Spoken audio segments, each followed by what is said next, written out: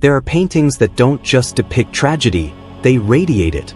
Works so emotionally charged that even centuries later, they feel alive, trembling with the echoes of violence, grief, and suppressed rage. Few paintings embody this intensity as powerfully as Ilya Repin's Ivan the Terrible and His Son, a work that became so controversial that the Russian Empire banned it within days of its first public appearance. Not because it was blasphemous, but because it was too honest. Created in 1885, Repin's masterpiece captures a moment of unbearable intimacy. A father realizing he has just taken the life of his own son. Ivan IV, the ruler history remembers as Ivan the Terrible, presses his dying child against his chest. His hands tremble, his eyes widen in horror, and his entire body curls over his son's limp form as if trying to shelter him from the consequence of what has already happened. The scene is suffocating. Even if you know nothing about Russian history, you feel the emotional weight instantly. To understand why Repin's painting struck so deeply, we must step back into the 16th century. Ivan IV was a ruler shaped by paranoia, cruelty, brilliance, and deep spiritual turmoil. He rebuilt Russia's military strength, expanded its borders, and unified the state, yet he also unleashed a reign of terror upon his own people. His relationship with his eldest son, Ivan Ivanovich, reflected this same duality: admiration mixed with fear, pride tangled with suspicion. What truly happened on November 16, 1581 remains one of Russian history's most debated mysteries. Over the centuries, three major theories emerged.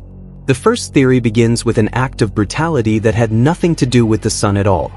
Ivan the Terrible, arriving at the palace unexpectedly, found his daughter-in-law dressed in a way he considered improper. Outraged, he struck her, never knowing she was pregnant. The blow caused her to miscarry. The next day, Ivan Ivanovich confronted his father, furious, grieving, and exhausted by years of meddling.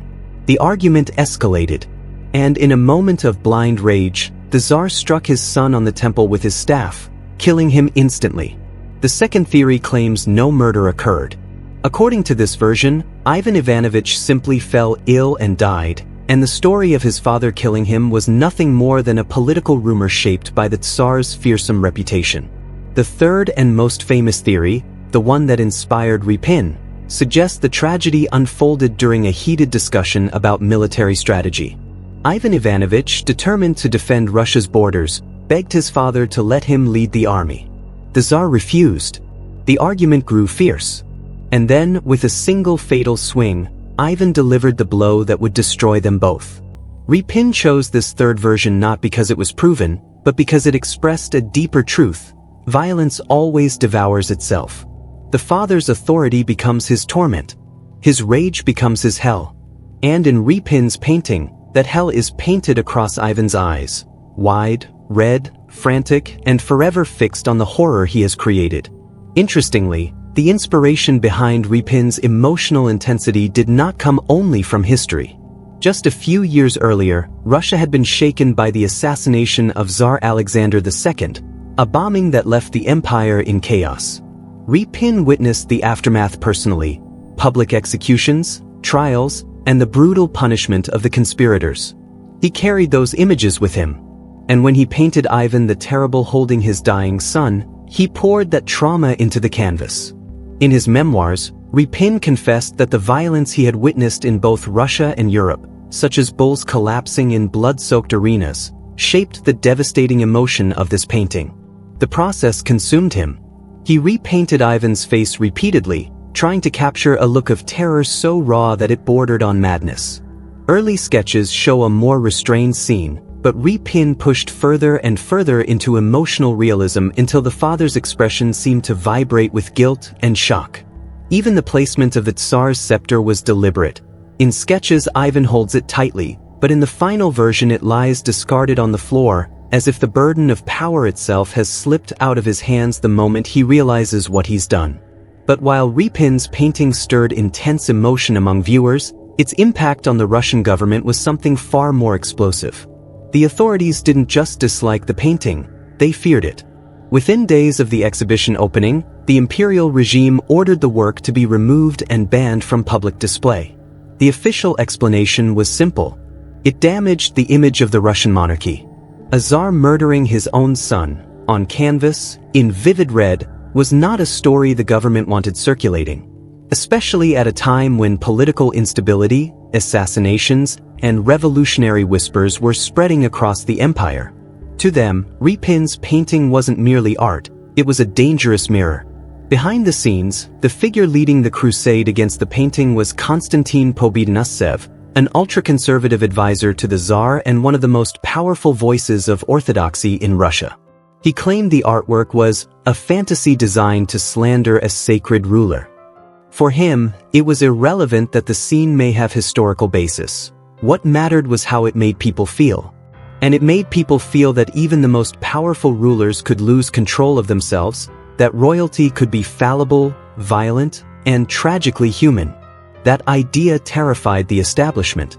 Thanks to the intervention of influential artists who defended Repin, the ban was eventually lifted, but hostility toward the painting never truly faded. Since its debut, the artwork has lived a life filled with violence, as if cursed by the very tragedy it depicts.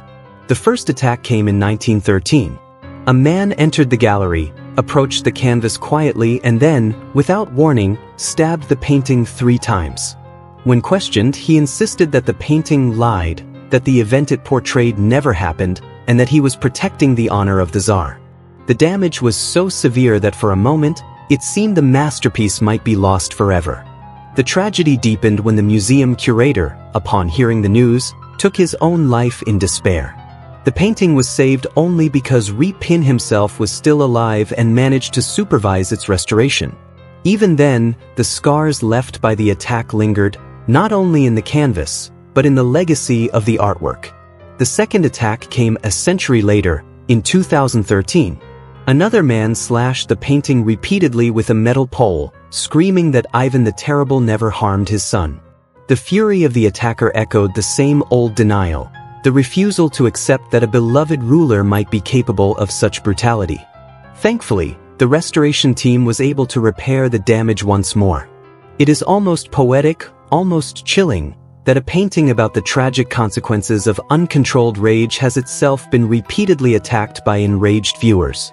It reminds us that power does not make anyone invincible, that rage can eclipse reason in an instant, and that regret, once born, may last longer than a lifetime. The painting remains on display today, watched carefully, protected endlessly, still capable of provoking debates, outrage, admiration, and fear. A masterpiece that has survived censorship, political hostility, physical attacks, and the passage of 140 years.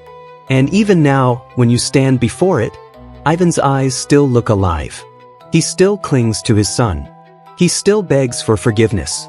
And he still forces us to confront a question as old as humanity itself.